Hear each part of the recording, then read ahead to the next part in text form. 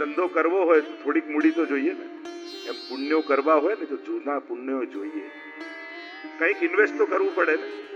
હોય તો ઇન્વેસ્ટ કરે ને. જે પુણ્યો સંચિત હતા, અજાણતામાં જે પુણ્યો થઈ ગયા હતા, કેટલા લોકોને સામે મળ્યા એટલે જય શ્રી કૃષ્ણ કરી દીધા હતા. એ બધા ઘણા પુણ્યો જાણી કરીને થાય અને ઘણાને અજાણતામાં પુણ્યો ભેગા થઈ ગયા. ઘણી વાર બેંકમાં નહીં કોઈ જમા કરાવવા ગયો ભૂલથી આના એકાઉન્ટમાં જમા થઈ ગયો. ઘણી વાર કોઈના પુણ્યની સામે આવી જવાથી, સાથે આવી જવાથી આપણા પુણ્યો બંધાઈ જતા. ઘણી કોઈ આરતી કરતું ને કોઈ હાથ લગાવો ને તમે, અને આપણા હાથ લાગી જાય. કોઈ દાન કરતું તમે હાથ લગાવો, તમે સાથે ઉભા રહેજો અને આપણો હાથ લાગી જાય. આવા અજાણતામાં કોઈ સામે મળ્યું હોય વૈષ્ણવ ને આપણને જય શ્રી કૃષ્ણ કરે અને આપણાથી જય શ્રી કૃષ્ણ બોલાઈ જાય. સહજમાં ક્યાંક ધૂન ગવાતી હોય ને આપણે સાથે ખાલી ગાવા ખાતર ગાઈ દઈએ. આપણને ખબર નથી કે અજાણતામાં આપણા ખાતામાં પુણ્યો આવી જાય અને એ સૂક્ષ્મ ભેગા થયેલા પુણ્યો ક્યારેક ક્યારેક મોટા સત્કર્મોનું કારણ બની જતા. આપણે લાગે મેં તો આવું કાંઈ કર્યું નથી કે હું આવા અલૌકિક લાભ લઈ શકું. પણ ઘણીવાર ઘણાના પુણ્યો કામ કરતા હોય. ઘણીવાર વડીલોની કરેલી ભક્તિ કામ લાગી જતી હોય. ઘણીવાર વૈષ્ણવનો સંગ કામ લાગી જતો હોય. ઘણીવાર ગુરુજનોએ આપેલા આશીર્વાદ કામ લાગી જતા હોય. ક્યાંક કોઈની મદદ કરી હોય એના દિલમાંથી નીકળેલી દુઆ કામ લાગી જતી હોય. ક્યાં કયું પુણ્ય કામ કરે છે આપણને ક્યાં ખબર છે. પણ જ્યારે પણ સત્કર્મ થાય આપણા હાથે ત્યારે હંમેશા વિચારવું કોઈના આશીર્વાદ આજે પડ્યા છે, કોઈની દુઆ આજે કામ કરી. પોતાના પુણ્યો વિચારશો તો ઓછા થઈ જશે, એ તો ખર્ચાઈ જશે. ઘણી વાર એમ થાય ને આપણને કે આપણે પાર્ટીમાં કેટલો પૈસો ખર્ચ્યો એનું તો એકાઉન્ટ રાખીએ, પણ એ સુખ ભોગવવા માટે આપણે કેટલા પુણ્યો ખર્ચી નાખ્યા એનું તો ગણિત આપણી પાસે ન હોય. કારણ કે પુણ્ય વગર સુખ ના આવે. સુખનું ગણિત કર્મના સિદ્ધાંત એ છે કે પાપથી દુઃખ આવે ને પુણ્યથી સુખ આવે. એમ સુખ ભોગવવામાં કેટલા પૈસા ખર્ચાયા એનો હિસાબ હોય છે, પણ કેટલા પુણ્યો ખર્ચાયા એનો હિસાબ હોય. ધારેલું ન મળ્યું ત્યારે આપણને એમ લાગે કે આટલા ખૂટ્યા, નહીં તો આ મકાન આપણી પાસે હોત, આ ગાડી આપણી પાસે હોત, આ ઘડિયાળ આપણી પાસે હોત. પૈસા ખૂટ્યા એ તો આપણે વિચારીએ છીએ, પણ મારા પુણ્યો ઓછા પડ્યા એનો વિચાર આપણને નથી આવતો. સહેજ પુણ્યો ક્યાંક ભેગા કર્યા હોત તો આ બધું સહજ થઈ જાય.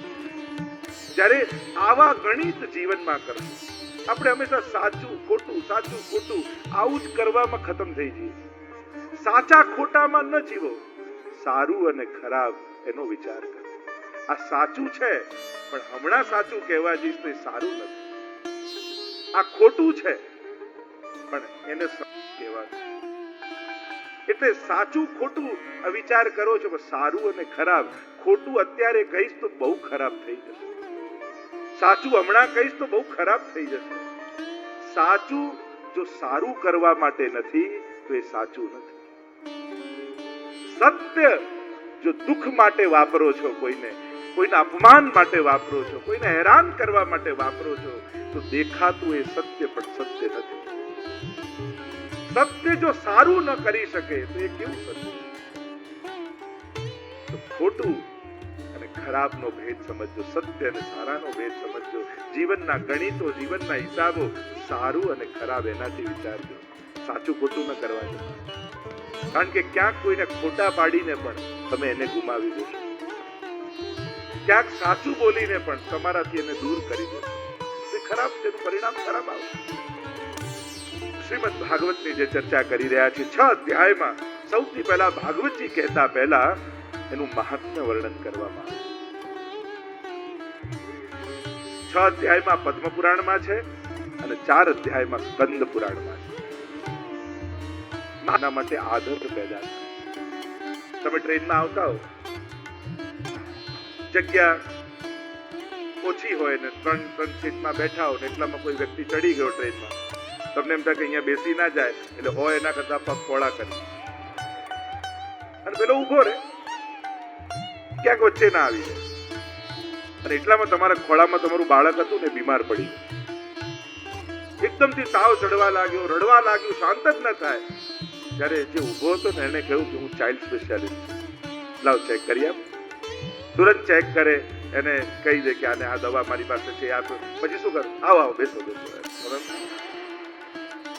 જેને બેસવા નતો દેવો એના માટે પોતે ઊભા થઈને જગ્યા કરી આપી. કેમ?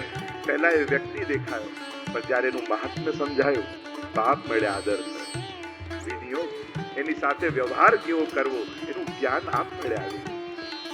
એમ જ આ દેખાય એક સાધારણ કાગળનો ગ્રંથ, એમ લાગે કે બીજા ગ્રંથો અને પુસ્તકોમાં આમાં ફરક શું?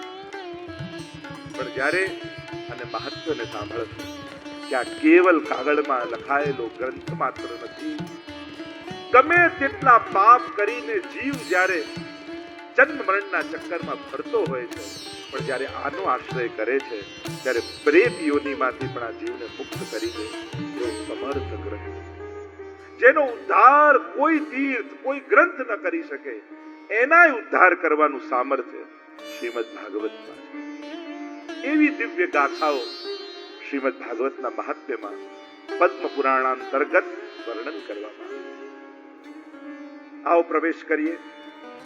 6 અધ્યાયમાં મહાત્મ્ય એટલા માટે કારણ કે આ ભગવાનની કથા છે. ધન જેની પાસે હોય ધનવાન, ભગ જેની પાસે હોય ભગવાન. જેણે ભગને ધારણ કર્યું છે એ ભગવાન. ભગ કોને કહેવાય? તો કે ઐશ્વર્ય, વીર્ય, યશ, શ્રી, જ્ઞાન અને વૈરાગ્ય, આ ષટ ધર્મ એને કહેવાય ભગ. અને આ ભગને જેણે ધારણ કર્યા છે એ છે ભગવાન. તો 6 તત્વો શું છે? તો કે ઐશ્વર્ય. ભગવાનમાં પહેલું તત્વ ઐશ્વર્ય છે. અને ઐશ્વર્ય એ ઈશ ધાતુ પરથી બને છે. ઈશ શાસને મતે, ભગવાનનું આ વિશ્વ પર શાસન કરવું એ જ એનું ઐશ્વર્ય. જે રીતે આખું બ્રહ્માંડ ચાલી રહ્યું છે એ ક્યાંક કોઈ ચલાવી રહ્યું છે, એ જ પરમાત્મા છે જેના પ્રભાવથી આ બધું ચાલે છે. લોકો જુદા જુદા નામે કદાચ એને ઓળખે, પણ એના પ્રભાવ આખું સંચાલન કરે. કેવી દુનિયા ચાલી રહી છે, કેટલા સ્ત્રી, કેટલા પુરુષ, કેટલા જીવ જંતુ, કેટલી પ્રકારની યોનિઓ. માણસ વિજ્ઞાનને લઈ અને પોતે ગૌરવ કરતો હતો. કોરોનામાં સમજાઈ ગયો કે દુનિયામાં કેવલ 10% લોકો પણ આખી એક સાથે માંદા પડે ને તો દુનિયા પાસે ઈલાજ કરવાની સુવિધા નથી. કેવલ 10% લોકો જો એક સાથે માંદા પડી જાય, સમર્થ દેશો પાસે પણ એ સુવિધા નથી. અને આટલા વર્ષોથી આ વિશ્વ ચાલી રહ્યું છે. દરેક પોતપોતાની રીતે જીવી રહ્યા છે.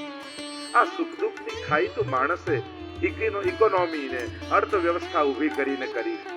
ભગવાને તો બધાને એક સરખું આપ્યું, પણ જ્યારથી માણસે પૈસાને શોધ્યો ત્યારથી પૈસા પ્રધાન, ધન પ્રધાન વિશ્વ થઈ ગયું. અને પછી એમ થાય કે આની પાસે ઓછું, આની પાસે વધારે, આની પાસે સગવડતા, આની પાસે અગવડતા. માણસે જ ક્યાંક ખાઈ ઉભી કરી. ભગવાન કોઈ ગરીબના ઘરમાં ઉગાડેલા ઝાડમાં ઓછા ફળ આપે, ધનવાનના ઘરમાં વધારે ફળ આપે એમ થાય? શું કાંઈ? ભગવાન તો એક સરખું જ બધાને આપી રહ્યા. ઠંડી લાગે તો બધાને એક ઠંડી લાગે, ગરમી હોય તો ગરમીની ઋતુ આવે, વર્ષા હોય તો ક્યાંય ભેદ ન જોવાય કે ગરીબના ઝૂંપડા પર કેટલું પડ્યું કે અમીરના ધાબા પર કેટલું પડ્યું. ભગવાન તો એક સરખું વાટી રહ્યો. આ માણસ અવ્યવસ્થા પેદા કરે છે. એટલે અવ્યવસ્થા માનવ સર્જિત છે, ભગવાન સર્જિત નથી. કારણ કે ભૂખ્યા સુધી ભોજન ન પહોંચવા દેવું એ માણસની ચાલાકી છે, ભગવાનની નહીં. આ જે અવ્યવસ્થા દુનિયામાં દેખાય છે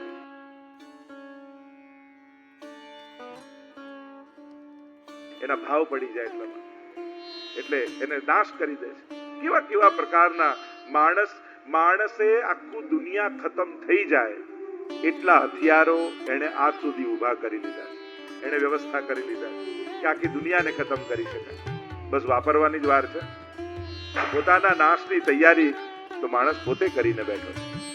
અને એટલા માટે મહાત્મ્ય, ઐશ્વર્ય અને શાસન.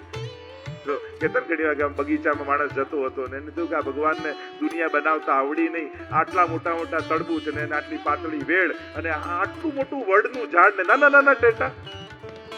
આ ભગવાનને બનાવતા એટલામાં એક ટેટુ એવું માથા પર પડ્યું, એને જો સારું થયું પણ તડબૂચ નથી લગાડ્યા. આ તો ટેટા માથે પડે ને પછી જ સમજાય. ત્યાં સુધી તો આપણે કઈ ને કઈ ભગવાનના મૂલ્યાંકનો જ કરતા હોઈએ, અર્થઘટનો જ કરતા હોઈએ. આના કરતા આમ કર્યું હોત તો સારું, આના કરતા આમ કર્યું. અરે તારું તારા ઘરના લોકો નથી માનતા તો ભગવાન શા માટે માને? આપણે બધાને સેવા કરવી છે પણ સલાહકાર તરીકે. પ્રભુ જો મને એડવાઇઝિંગમાં રાખીને એડવાઇઝરીમાં, તો ભગવાનને એવી સારી સારી સલાહ આપું. પ્રભુ બધું જ જાણે, એ બધાનું પૂરું કરે. ઐશ્વર્ય વીર્ય પ્રભુ જેવો બળવાન બીજો કોઈ નથી. શાસ્ત્રમાં તો ત્યાં સુધી કહ્યું, એક ભ્રુકુટી ઊંચી કરે ને પ્રલય થઈ જાય. એવો બળવાન ભગવાન, યશ ભગવાન પાસે, એની કીર્તિ સર્વત્ર વ્યાપેલી. રૂપ નામ વિભેદેન જગત ક્રીડતી યોજત. રૂપ નામના ભેદથી એ બધે પૂજાય. શ્રી ભગવાન પાસે લક્ષ્મીજી તો એના ચરણોની સેવા કરે.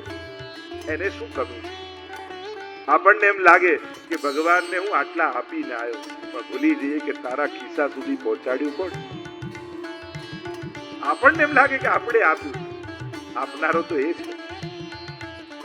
એની કૃપા થકી આપણા સુધી આવે છે. અને ભગવાન આપે ને આપણા ખિસ્સામાં આવે એટલે સમજો ભગવાને એક મોકો આપ્યો આપણને. આનાથી પુણ્ય કરવું છે કે પાપ? હવે આપણે વિચારવું. આને આપણી મુક્તિનું કારણ બનાવવું છે કે બંધનનું? એ આપણે નક્કી કરવાનું. એક વસ્તુ યાદ રાખજો, તમારું લૌકિક મળેલું સામર્થ્ય ક્યાંક તમારી અલૌકિકનું બંધન ન બની જાય. જેટલું સામર્થ્ય વધે એટલે માણસને એમ થાય મંદિર બાજુમાં જ છે પણ આપણને ઇન્વિટેશન નથી આવ્યું, કેમ જવાય? જો લૌકિક સામર્થ્ય કેવું બંધન પેદા કરે. ઉલટાનું સામર્થ્ય આવ્યું તેમ થયું હવે 10 ગાડી છે, કોઈ પણ ગાડી લઈને ઉપડી જઈશ. પણ માણસને વિચાર નથી આવતો. માણસને સામર્થ્ય બંધન કારણ થઈ જાય. ઉદ્ધારમાં મદદરૂપ થવું જોઈએ કે પ્રભુએ તો સામર્થ્ય આપ્યું, ખૂબ પુણ્ય કરીશ, ખૂબ સત્કર્મ કરીશ, ખૂબ આમ કરીશ. પણ એક વસ્તુ યાદ રાખજો, પહેલા જે રીતે છૂટથી કથામાં ગમે ત્યાં જગ્યા મળે બેસી જતા, અને હવે જો વિચાર આવે કે ના ના અહીંયા ન બેસાય, આમ બેસાય, આ વ્યવસ્થા, આવું મંદિરમાં તો આમ જ જવાય, હવેલીમાં તો આ રીતે જ પહોંચાય, તો ક્યાંક આપણું સામર્થ્ય, આપણું બંધન ન બની જાય. આ શરીરની અવ્યવસ્થાને કારણે આપણે સગવડતાઓ શોધી એ જરૂરી છે, હોવી બી જોઈએ. પણ કેવલ લૌકિક સામર્થ્યનું મદ લઈ પ્રભુ અને અલૌકિક કાર્યોમાં ક્યારે નહીં. કારણ કે આખું બંધન થઈ ગયું. ભગવાને સામર્થ્ય આપ્યું છે તો પછી પહોંચી જ. પણ જો પહોંચતા શરમ આવે સામર્થ્યને કારણે, તો 2 વાર વિચાર કરજો કે ક્યાંક આ મારા બંધન, મારા મુક્તિમાં અવરોધરૂપ તો નહીં થઈ જાય ને મારું સામર્થ્ય. સરળ થતા જો, સહજ થતા જો. પ્રભુના હાથ બહુ લાંબા છે. છેલ્લે બેઠા હશો ને તોય તમારો હાથ પકડી લે.